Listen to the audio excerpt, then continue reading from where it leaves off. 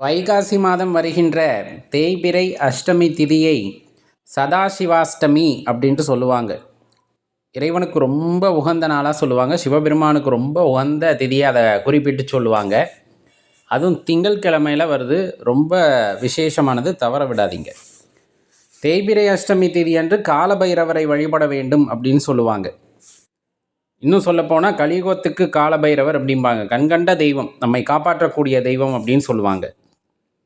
அந்த நாளில் காலபைரவரை வழிபடும் போது நம்ம சூழ்ந்திருக்கக்கூடிய தீய சக்திகள் நம்மை விட்டு நீங்கி போகும்பாங்க. எதிரிகளுடைய தொல்லையிலிருந்து விடுதலை கிடைக்கும் அப்படிம்பாங்க.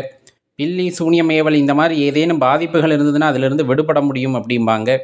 நம்மளோட கஷ்டங்கள் எல்லாம் நீங்கி செல்வங்கள் பெருகும் அப்படின்னு சொல்லுவாங்க. இந்த மாதிரி பல்வேறு விஷயங்கள் நல்லபடியாக நடக்கணும் அப்படின்னா இந்த தேய்பிறை அஷ்டமி திதியில் நம்ம காலபைரவ வழிபாடு செய்கிறது உத்தமம் அப்படிங்கிறத முதல்ல தெரிஞ்சுக்கணும். இப்போ நாளைய தினம் திங்கட்கிழமை அன்னைக்கு வர்றதன் காரணமாக காலையில் எழுந்திரிச்சு குளிச்சுட்டு நேராக சிவாலயத்துக்கு போய் சிவ வழிபாடு செஞ்சுட்டு அந்த விரதத்தை இருக்கலாம். அஷ்டமி விரதம் இருக்கிறதுனா இருக்கலாம். இல்லைன்னா வழிபாடு செஞ்சுட்டு பஞ்சாட்சர மந்திரத்தை சொல்லிவிட்டு மாலை நேரத்தில் பைரவ பெருமானுக்கு அபிஷேகங்களும் ஆராதனைகளும் எல்லா சிவாலயங்களிலும் சிறப்பாக நடைபெறும். நிறைய சிவாலயங்கள் சிறப்பு பெற்றது. குறிப்பாக பார்த்திங்க அப்படின்னா திண்டுக்கல்லில் தாடிக்கொம்பு அப்படின்னு சொல்லிட்டு ஒரு ஆலயத்தில் இருக்கக்கூடிய அந்த பைரவமூர்த்தி அப்படிங்கிறவங்க ரொம்ப விசேஷமானவங்க. காலையிலேருந்தே வழிபாடுகள் நடைபெறும். அதே போல் நிறைய பைரவ ஆலயங்களில் நடைபெறும். அப்படி உங்கள் ஊரும் இருந்துன்னா கீழே கமெண்ட்டில் சொல்லுங்கள்.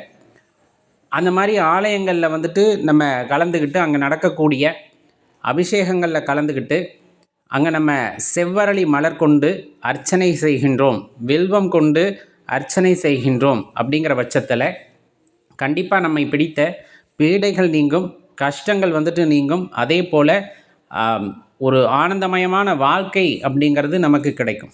எப்படி அப்படின்னா தைரியம் பிறக்கும். காலபைரவரை வழிபடும் போது மனதில் இருக்கின்ற சோகம் கவலை எல்லாம் நீங்கி மனதில் ஒரு உற்சாகம் பிறக்கும். தைரியம் நம்பிக்கை பிறப்பதன் காரணமாக வாழ்க்கையை எதிர்கொள்ளக்கூடிய அந்த ஆற்றல் அப்படிங்கிறது உங்களுக்கு கிடைக்கக்கூடும். அதன் மூலமாக நீங்கள் வெற்றி நடை போடுவீர்கள் அப்படிங்கிறத தெரிஞ்சுக்கங்க. அதுக்கு பரிகாரமாக நிறைய சொல்லுவாங்க இல்லையா? அதை பண்ணணும் இதை பண்ணணும், அந்த மிளகு தீபம் போடுங்க, தேங்காய் தீபம் போடுங்க, பூசணிக்காய், எந்த தீபமாக இருந்தாலும் விட்டுருங்க. மனதார ஒரே ஒரு தீபம், நீங்கள் எண்ணெயில் தீபம் ஏற்றினாலும் கூட முழு மனதோடு ஏற்றி காலபைரவ பெருமானை மனதிலே நிறுத்தி, ஐயனே எனக்கு